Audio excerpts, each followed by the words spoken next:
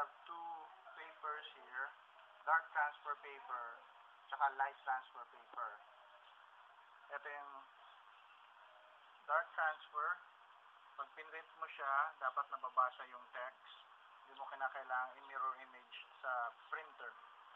Itong light transfer, kinakailangan naka-mirror image yung kanyang text. Makikita mo ang pinagkaiba nito. Tingnan natin.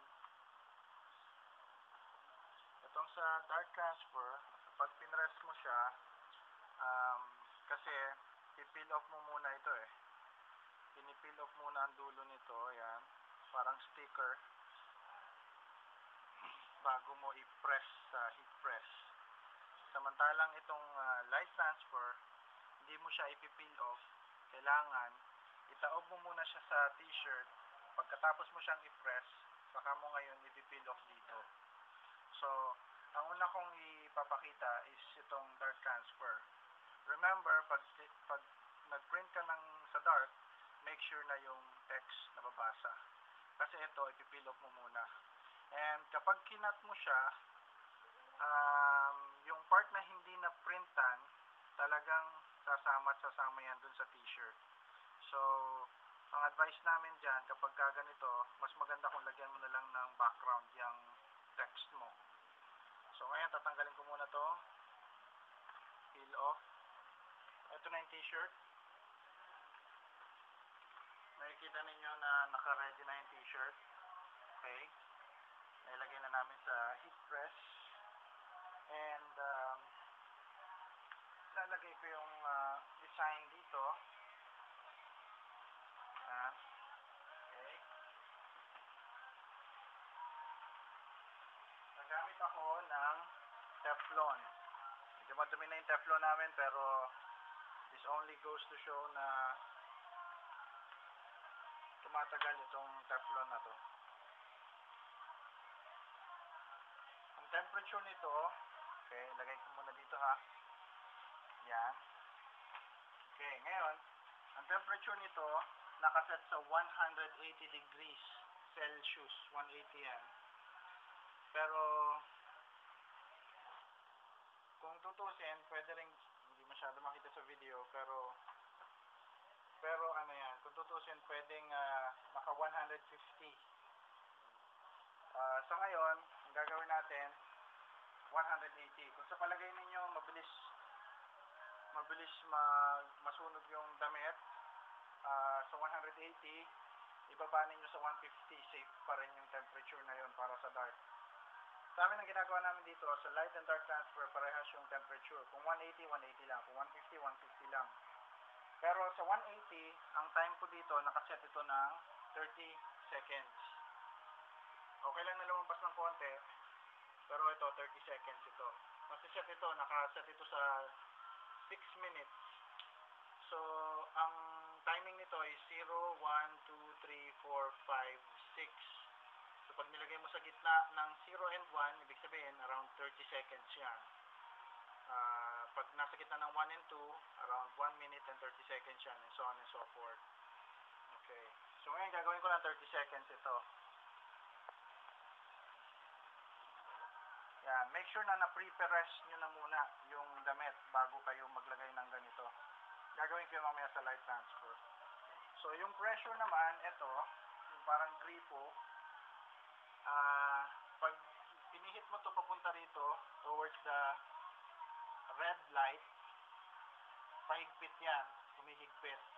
Pag pinihit mo naman, pihit pala, papunta sa green light, ibig sabihin, lumuluwag naman yung pressure.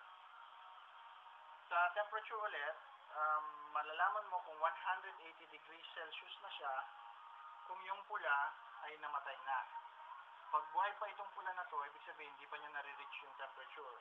Halimbawa, pihitin ko siya, gawin kong 200. Ibig sabihin, hindi pa niya nare-reach yung 200. Ewan ko kung nakikita niyo sa video, yan. Pag binaba ko siya ng konti, bumalik siya ulit dun sa 180. Kasi na-reach na niya yung 180. Ito namang green, iilaw yan kapag tumunog na yung timer. So, gagawin na natin yung press. yung design. Press ko na siya. Okay, pag nag-press pala kayo, make sure na ayan. Okay. So press ko na. Ilalak dapat natin yan, nakalock.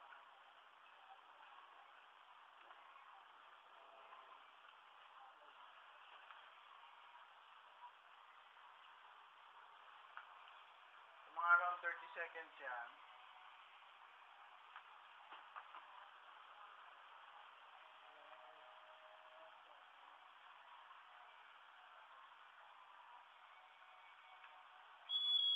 Pag tumulog, yung green light, iilaw yan. Tapos ganito pagkat inangat ninyo, importante na i-unlock mo muna ganyan. Unlock. And then saka mo ngayon iangat yan. Okay. Once na naangat mo na siya, ilahin mo na yung t-shirt. Alright. Tapos, pwede mo na ngayon tanggalin yung Teflon. So, ito na yung design. Okay. Yan, alam mo na. Ito, kita natin dito. Yan. Okay. So, yung light naman yung gagawin natin next. Okay. Ngayon, ang susunod natin yung sa light transfer paper. Right now, sample shirt lang to. Ipiprint ko lang siya dito sa may baba ng damit. Dapat ipipress muna natin yan. Hindi kinakailangang i-lock ito. Siguro mga ilang seconds lang para pag angat natin, makikita natin na planchado siya. Okay? So, balik tayo dito sa ating light transfer paper. Naka-mirror image. Importante na naka-ready na yung iyong Teflon. Kasi, kapag ka nilagay mo ito dito, pataob to eh. Taob natin, Ngayon, kung mapapansin ninyo, umaangat siya kasi sa init. So, importante naka-ready na to para siya yung responsible na mag-stay yung transfer paper in place. So, nandito na ngayon, pwede na nating i-press yan. Same temperature and same time. Pero dito, pagkaangat mo ng press, important na ma-peel off mo kagad yung transfer paper. Okay.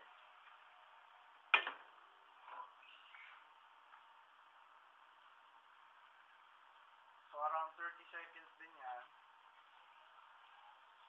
Pag nag-time na siya, pagkaangat, kailangan tanggalin na kagad yung Teflon and i-peel off na kagad yung transfer paper.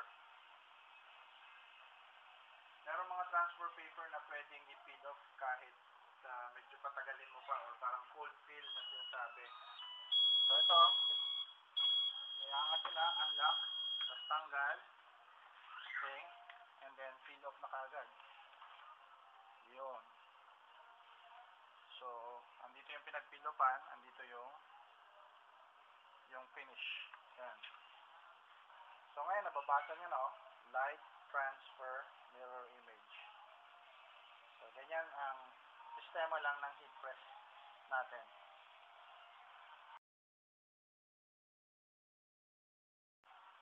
Okay, ang gagawin naman natin ngayon ay sublimation printing. So, makikita ninyo ito, same image, pero sublimation paper ang nakalagay dito, naka-mirror image yan. Ang gamit natin na tela, yung polysynthetic, yung parang Adidas na mga pan-badminton, Nike, yung tinatawag na dry fit, nylon, satin, yung mga pang-basketball, yung mga jersey. So, ang advice namin, mas maganda kung yung tela, hindi ganun karami yung butas niya. Okay, so ngayon, dito, medyo matagal ang time nito. Same thing, ipi-pre-press din natin yan.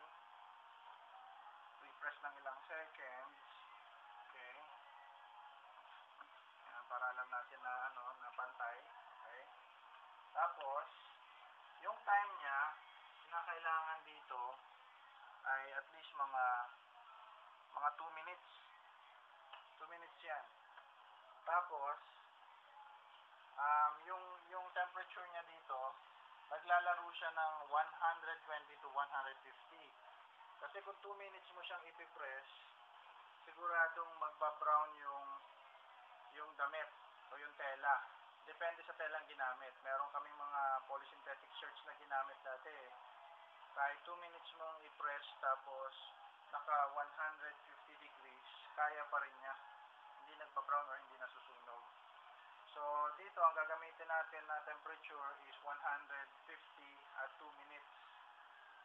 Pero kung makikita ninyo na yung tela ninyo ay masusunog in 2 minutes, diyan, mas maganda kung ibaba ninyo yung temperature. Tapos itaas yung time. So, ito. Ganun din ang gagawin dito. Mirror image siya. Itataob din yan. Ilalagay natin dito sa gitna. Pwedeng lagyan ito ng Teflon, pwedeng hindi.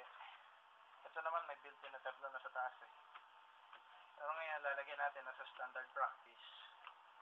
Tapos ipipress natin for 2 minutes.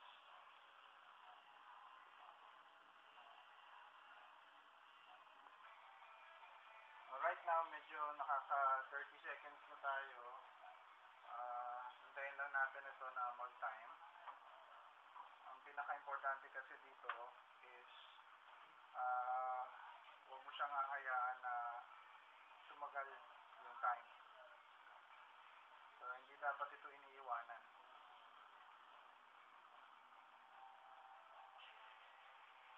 Okay, malapit na to.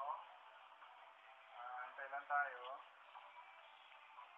Ang maganda dito sa sublimation paper, yung ink lang ang yung lumilipat dun sa damit. Bali yung papel is only 5 pesos. Mas mura kung tutusin. So ngayon nag-time na siya. Yan bakla, tanggalin. Pansinin nyo pala, kapag inangat ninyo tapos may teflon, dumidikit yung teflon dito. Ayan o. Kasi may teflon din dun sa taas eh. Dito, may teflon. Ang ginagawa namin dyan, nilalagyan namin ng papel. Yung teflon na to, nilalagyan namin ng isa pang papel dito para hindi mag-stick dito sa taas. Okay, so ngayon, tatanggalin ko to. Makikita ninyo, ganyan ang kalalabasan niya.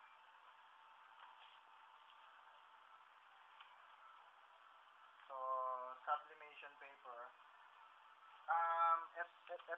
Itong parang mancha na to, I think nanggaling to dito sa sa teflon. So, importante rin na medyo lilinisan ninyo pagkatapos gamitin yung teflon. So, mabuti nakita ninyo na importante na pagkatapos nyo gamitin ito, linisan nyo lalo na kung sublimation ink ang ginagamit. So, ganyan ang kalalabasan yan. Ang nangyari dyan kanina is parang tinanggal ko lang. Wala akong pinilok, tinanggal ko lang. Yan na yun. So, ganito ang kalalabasan niya. Ito ang pinakamatibay sa lahat. Kasi, lalo na kung wala masyadong butas-butas to, makikita mo yung magandang resolution nito. Ito kahit ilang beses mong i-wash, talagang hindi na mag-fade ito. So, yan ang conclusion natin sa sublimation.